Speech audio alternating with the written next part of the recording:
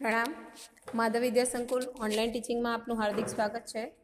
આજનો આપણો વિડીયો છે ધોરણ 9 વિષય વિજ્ઞાન પ્રકરણ 15 અન્ન સ્ત્રોતોમાં સુધારણા. આપણે અગાઉના ચેપ્ટરની અંદર ખેતી, પશુપાલન એવું બધું અગાઉના વિષયોની અંદર ધોરણોની અંદર આપણે ભણી ચૂક્યા છીએ. એટલે હવે આપણે બધા જ જાણીએ છીએ કે દરેક વ્યક્તિ અથવા દરેક સજીવને પોષણ મેળવવા અથવા તો કાર્ય કરવા અથવા શરીર માટે ઉર્જા જો જોઈતી હોય તો દરેક સજીવની એક આવશ્યક જરૂરિયાત છે, એ છે ખોરાક. હવા પાણીની સાથે ખોરાક વગર પણ કોઈ પણ સજીવ જીવી શકતું નથી.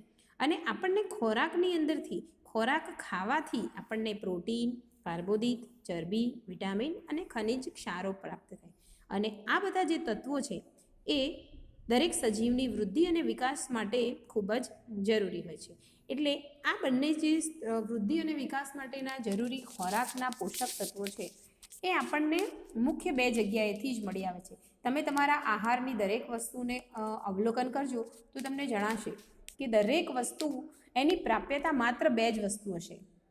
એક છે ખોરાકની દરેક વસ્તુ આપણને, એક છે વનસ્પતિ અને એક છે પ્રાણી. આ બે દ્વારા જ આપણને બધી જ જરૂરિયાતો પૂરી પડતી હોય છે.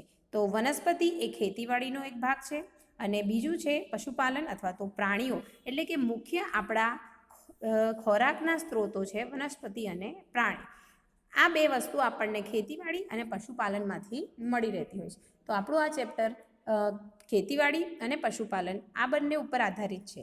આની અંદરથી પશુપાલનનો મુદ્દો આપણે પરીક્ષામાંથી કાઢી નાખવામાં આવેલો છે. એટલે માત્ર તમારે ખેતીવાડીનો અભ્યાસ એ પરીક્ષામાં પૂછાવાનો છે. આપણે અહીંયા વિડીયોની અંદર પશુપાલનને પણ સમય મળશે તો અંદર સમાવેશ કરીશું. બાકી તમારે પશુપાલન હવે તમારા કોર્સમાંથી આ વર્ષ પૂરતું નીકળી ગયું છે. હવે આપણે જોઈએ કે લગભગ આપણે સમાચાર પત્રોની અંદર વાંચતા આવ્યા છીએ કે ખેતીવાડી, કૃષિ ઉત્પાદન, પશુપાલન આ બધાને વધારવા માટે પુષ્કળ પ્રમાણમાં પ્રયત્નો કરવામાં આવતા હોય છે. અને આ પ્રયત્નોના આધારે આપણે કઈ રીતે કૃષિનું ઉત્પાદન અથવા તો કઈ રીતે પાકને વધુમાં વધુ મેળવી શકીએ એ ઉપર ઘણા બધા કાર્યક્રમો દ્વારા લોકોને જાગૃત કરવામાં આવતા હોય છે. ભારતની વસ્તી ખૂબ જ વધુ હોવાથી આપણી વસ્તી લગભગ 100 કરોડથી પણ વધારે છે અને એમાં દિવસે ને દિવસે વધારો થતો જતો હોય છે. અને આ વસ્તી માટે અનાજની જરૂરિયાત એ હવે સીમિત થઈ ગઈ છે.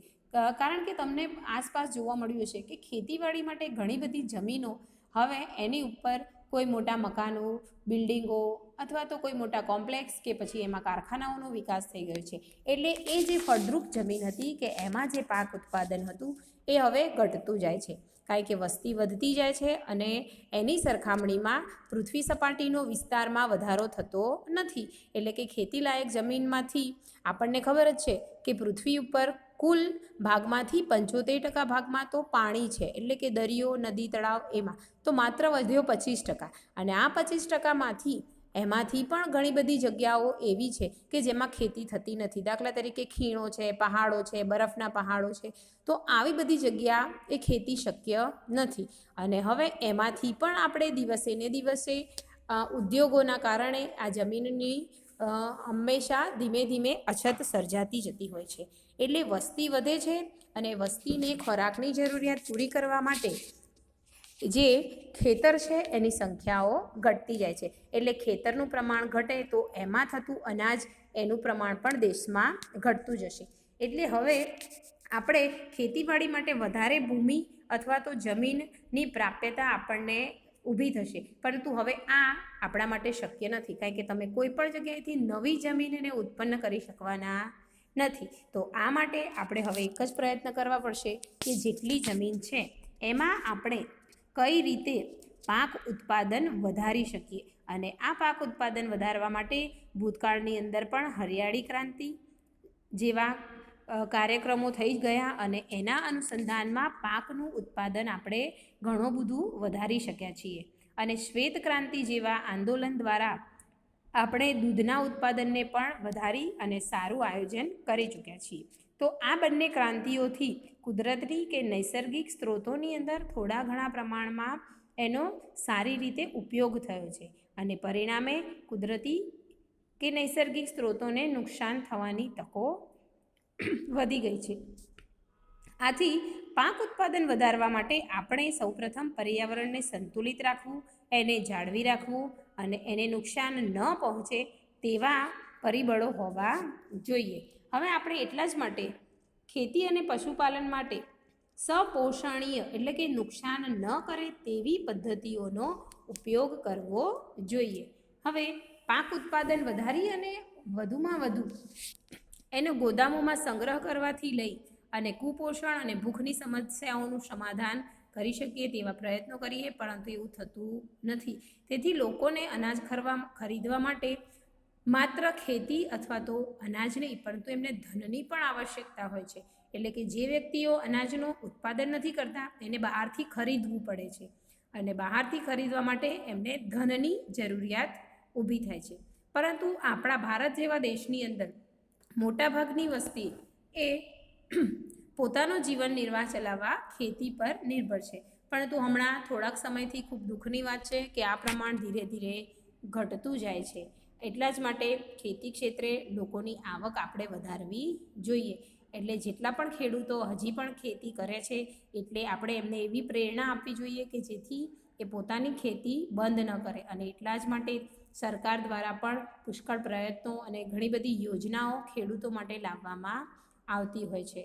અને ખેતીમાં વધુ ઉત્પાદન પ્રાપ્ત કરવા માટે એ લોકોને વૈજ્ઞાનિક પદ્ધતિઓનો અપનાવવા માટે, જાણકાર કરવા માટે કૃષિ વિજ્ઞાન, કૃષિ વિષયક અને ગ્રામજગત જેવા કાર્યક્રમો દ્વારા ખેડૂતોને પ્રોત્સાહિત કરી અને એમની જાગૃતિ વધે અથવા તો એમની જનજાગૃતિ માટેના કાર્યક્રમો ટીવી દ્વારા પણ કરવામાં આવતા હોય છે અથવા તો ગ્રામજગતના ગ્રામ પંચાયતો દ્વારા આવા માધ્યમ દ્વારા પણ એમને પુષ્કળ પ્રમાણમાં જાણકારી આપવામાં આવતી હોય છે. એટલે નવી નવી પદ્ધતિઓ અને નવી નવી કૃષિ પ્રણાલીઓ અપનાવી અને ખેડૂતોને જાગૃત કરવામાં આવતા હોય છે. આ ઉપરાંત ખેડૂતો ખેતીની સાથે સાથે પશુપાલન, મરઘાપાલન, મત્સ્ય ઉદ્યોગ, મધમાખી ઉછેર વગેરે જેવા કાર્યક્રમો પણ કરતા હોય છે. અને આ ખેતીની સાથે સાથે જ એ આ કાર્યક્રમો પણ અથવા તો આ પ્રકારના કૃષિ વિષયક અથવા બંને એકબીજા સાથે જોડાયેલું છે, જેને આપણે પશુપાલન નામ આપ્યું છે. તો આવા પશુપાલનના ઘણા બધા જાણકાર પણ હોય છે કે જે આવા પોતાના ઘરે માત્ર પશુપાલનના ઉદ્યોગો કરતા રહેતા હોય છે. એટલે હવે આપણે એવા પ્રયત્નો કરવા જોઈએ કે જેથી પાક અને પશુપાલન બંનેનું ઉત્પાદન વધારી શકીએ. અને કઈ રીતે વધારી શકીએ તો એના માટે આપણે વિગતવાર આ પ્રકરણની અંદર અભ્યાસ કરીશું. સૌથી પહેલાં તો પાકનું ઉત્પાદનમાં સુધારણા લાવવી પડશે. એટલે સૌથી પહેલાં તો દરેક વ્યક્તિની ઉર્જાની આવશ્યકતા માટે અનાજ જરૂરી છે. તો હવે આપણે એટલું જાણવું પડશે કે આપણને કઈ વસ્તુમાંથી શું મળે છે. તો ઘઉં, ચોખા, મકાઈ, બાજરી અને જુવાર જેવા અનાજના જે સ્ત્રોતો છે એમાંથી આપણને કાર્બોદિત પદાર્થ મળે છે. પછી છે કઠોળ, ચણા, વટાણા, અડદ, મગ બધા જ કઠોળ આવી જાય કે જેની દાળ બનતી હોય એ, અને એને કઠોળ તરીકે. તો કઠોળ એ પ્રોટીનનો સ્ત્રોત છે. એટલે આપણને કોઈ પણ કઠોળ ખાવાથી વધુ કે ઓછા પ્રમાણમાં આપણને પ્રોટીન મળી રહેતું હોય છે. તો આમાંથી ઘણા બધા તો એવા કઠોળ છે કે જેમાંથી પુષ્કળ માત્રામાં આપણને કઠોળ મળી રહેતું હોય છે. તો આમાંથી એક છે રાજમા, જે ભરપૂર પ્રોટીનનો સ્ત્રોત છે, મગ છે, ચણા છે, તો એ બધા પ્રોટીનના સ્ત્રોતો છે. આ ઉપરાંત તેલીબિયા કે તેલવાળા બીજ, પછી સોયાબીન, મગફળી, તલ, એરંડા, દિવેલ, રાઈ, અળસી, આ બધાની અંદરથી આ બધા તૈલી પદાર્થો છે જેને આપણે તેલીબિયા તરીકે પણ ઓળખીએ છીએ. તો હવે આ બધા પદાર્થોમાંથી આપણને તેલ એટલે કે ચરબીનો સ્ત્રોત મળી રહેતો હોય છે. અને ચરબી પણ આપણા શરીરની એક જરૂરિયાત છે. આ ઉપરાંત શાકભાજી, મસાલા અને ફળ એનો પણ સમાવેશ આપણે આપણા ખોરાકમાં કરતા હોઈએ છીએ. અને એમાંથી આપણને વિટામિન અને ખનિજ ક્ષાર મળતા હોય છે અને કેટલાક પ્રમાણમાં પ્રોટીન અને કાર્બોદિત પણ મળતા હોય છે. આ થઈ ખોરાકની વાત. આ ઉપરાંત મનુષ્ય સિવાય પ્રાણીઓ પણ પોતાનો ખોરાક એ ખેતીવાડી પર આધારિત રાખતા હોય છે. તો એમના ખોરાકની અંદર આવે છે ઘાસચારાના પાકો. એમાંથી છે બરસીમ, જવ અથવા તો સુદાન ઘાસ. આ એ પ્રાણીઓનો ઘાસચારો એટલે કે પ્રાણીઓનો ખોરાક છે. તો એની અંદર આટલા પોષક તત્વો જે તમને ઉપર જણાવ્યા છે એ પ્રમાણેના પોષક તત્વો છે. હવે આપણે આ પોષક તત્વોમાં તમને અહીંયા ચિત્રમાં વિવિધ પ્રકારના પાક પણ બતાવવામાં આવે છે. હવે પ્રશ્ન અહીંયા એક તૈયાર થયો કે અનાજ, દાળ અને ફળો અને શાકભાજી એમાંથી આપણને શું મળે છે? તો ઉપર જે મેં હાલ કહ્યો એમાંથી આપણને શું મળે છે એ બધો જ તમારા સવાલનો જવાબ તૈયાર થઈ જાય. એટલે તમારો સવાલ નંબર 1 છે કે અનાજ, કઠોળ અને ફળ કે શાકભાજીમાંથી આપણને કયા કયા પદાર્થો મળે છે. હવે જોઈશું કે વિવિધ પાક માટે વિભિન્ન આબોહવા હોય, પરિસ્થિતિ જુદી હોય, તાપમાન કે પ્રકાશની અવધિ, આ બધું અલગ અલગ આવશ્યકતાઓ હોય છે. કારણ કે તમને ખ્યાલ જ છે કે આપણને દરેક ઋતુમાં બધી જ વસ્તુઓ નથી મળતી. તમને ક્યારેક અનુભવ થયો હોય, ક્યારેક આપણને કોઈ જેને આપણે એવું કહીએ બિન સિઝન, તો એ વખતે આપણને અત્યારે હાલ એમ થાય કે મારે કેળા ખાવા છે, પણ વાસ્તવમાં કેળાની સિઝન અત્યારે હોતી નથી. તો આનું કારણ એ છે કે દરેક પાક માટે આબોહવા અને પર્યાવરણ અથવા તો તાપમાન અથવા તો ઋતુ એ અલગ અલગ હોય છે. અને દરેક અલગ અલગ ઋતુમાં આપણને અલગ અલગ વનસ્પતિ ઉગતી હોય અથવા અલગ અલગ ફળ કે શાકભાજી કે પાક મળતા હોય છે. તો આમ જેનાથી એમની સીધી વૃદ્ધિ થતી હોય છે અને એનું જીવનચક્ર પૂરું કરતા હોય છે. પ્રકાશ અવધિ એટલે કે સૂર્યપ્રકાશનો સમયગાળો પણ આની અંદર ખૂબ ભાગ ભજવતો હોય છે. ઘણા બધા વનસ્પતિની અંદર પુષ્પ સર્જન એ વૃદ્ધિ અને સૂર્યપ્રકાશ પર આધારિત હોય છે. એટલે કે ફૂલોનું બનવું, તો ઘણા બધા ફૂલોનું બનવું એ સૂર્યપ્રકાશ ઉપર જ ખાસ આધારિત હોય છે. જેમ કે આપણે બધા જાણીએ છીએ કે સૂર્યના પ્રકાશમાં વનસ્પતિ એ પ્રકાશ સંશ્લેષણની ક્રિયા દ્વારા જ પોતાનો ખોરાક બનાવતી હોય છે. તો આમ વનસ્પતિની વૃદ્ધિ માટે સૂર્યપ્રકાશ પણ ખૂબ જ જરૂરી છે. કેટલાક એવા પણ પાકો છે કે જેને આપણે માત્ર ચોમાસામાં જ ઉગાડીએ છીએ. દાખલા તરીકે ડાંગરને પાણીની જરૂરિયાત પુષ્કળ હોય છે, એટલે આપણે એને ઉનાળામાં વાવીએ તો એ ઉનાળા દરમિયાન એનો વૃદ્ધિ અને વિકાસ સારો થતો નથી. માટે આપણે અમુક ઋતુમાં જ અમુક પાકને ઉગાડીએ છીએ. એટલા માટે જ એને ખરીફ પાક કહેવામાં આવે છે, કે જે ચોમાસાની ઋતુમાં ઉગાડવામાં આવે છે તેને ખરીફ પાક કહેવામાં આવે છે. એ જેની ખેતી જૂનથી લઈ અને ઓક્ટોબર મહિના સુધી કરવામાં આવે છે. કેટલાક પાક એવા છે કે જેને ઠંડીની ઋતુમાં વાવવામાં આવે છે. તમે ક્યારેક સાંભળ્યું હોય કે ખૂબ ઠંડી પડશે તો ઘઉં સારા થશે, તો આના ઉપરથી આપણે એવું તારણ નીકળે કે ઘઉં એ શિયાળાની ઋતુમાં થાય છે, જેને આપણે નવેમ્બરથી એપ્રિલ મહિના સુધી ઉગાડવામાં આવે છે.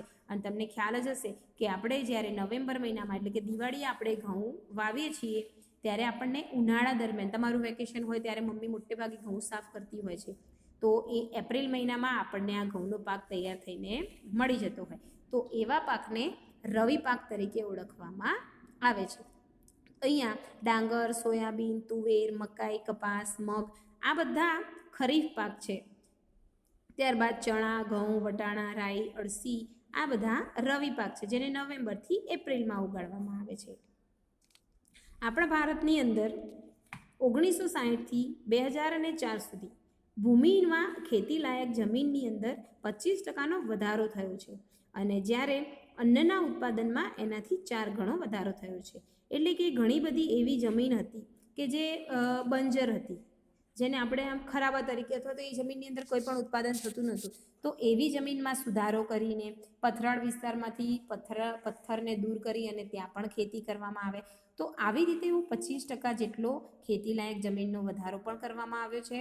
અને એ વધારે થયેલી જમીનની અંદર આપણે અનાજનો ઉત્પાદનનો 4 ગણો વધારો કરી શક્યા છીએ. અને આ 4 ગણો વધારો લેવા માટે આપણે સંપૂર્ણ ખેતીને 3 ભાગમાં વહેંચી દેવામાં આવે છે. એમાં સૌથી પહેલું ચરણ છે બીજની પસંદગી કરવાની, કે યોગ્ય બીજની પસંદગી કરો તો તમને સારું ઉત્પાદન મળે. બીજા ચરણમાં છે પાકની દેખરેખ રાખવાની, કે તૈયાર થઈ ગયેલા પાકને યોગ્ય રીતે જો તમે દેખરેખ ન રાખો તો ખેતરની અંદર કેટલાક પ્રાણીઓ આવીને એને ચરી જાય છે અને ખાઈ જાય છે. કેટલાક એવા પ્રાણીઓ છે કે જે ઉપરના તૈયાર થયેલા ડુંડાને તોડીને વગાડે છે, વાંદરા જેવા ઘણા બધા પ્રાણીઓ છે કે જે તૈયાર થયેલા પાકને તોડી અને ખાવા કરતાં એનો બગાડ વધુ કરતા હોય છે. ફળોની અંદર પણ તમે જોયું હશે કે અન્ય પ્રાણીઓ અથવા પક્ષીઓ, કબૂતર, હોલો, વાંદરા આવા બધા થોડા ફળોને ખાઈ અને ઝાડ ઉપર બેસીને ખાય અને અડધાને બગાડે છે, જેથી ઘણું બધું નુકસાન પણ થતું હોય. એટલે પાકની આપણે યોગ્ય દેખરેખ પણ રાખવી જોઈએ. અને ત્રીજા ચરણની અંદર છે કે તૈયાર થઈ ગયેલા પાકને એની સુરક્ષા કરવાની, એની કાપણી અને એની લણણી યોગ્ય સમયે કરવાની અને એને નુકસાનથી બચાવવાની. તો આમ આપણે આ પાક ઉત્પાદનની ક્રિયાને નીચેના વર્ગોમાં વહેંચી દીધી છે. અને પહેલું છે પાકની જાતિઓમાં સુધારણા કરીશું, બીજું છે પાકના ઉત્પાદનમાં સુધારણા કરીશું અને ત્રીજું છે પાકની સુરક્ષાનું પ્રબંધન કરીશું, એટલે યોગ્ય મેનેજમેન્ટ કરીશું. તો આ આપણે અગાઉના વિડીયોની અંદર વિગતવાર આ ત્રણે વર્ગોનો અભ્યાસ કરીશું. અત્યાર સુધી રિવિઝન કરતા રહેજો અને જે વિડીયો મુકાય છે એનો અભ્યાસ કરતા રહેજો. આજનો સવાલ છે તમારો એક, જે તમને કહેવામાં આવ્યો છે અને એ તમારી ચોપડીમાં પણ છે 204 નંબરના પેજ ઉપર. સવાલ નંબર 1 છે કે અનાજ, કઠોળ અને ફળમાંથી આપણને શું મળે છે? પ્રણામ.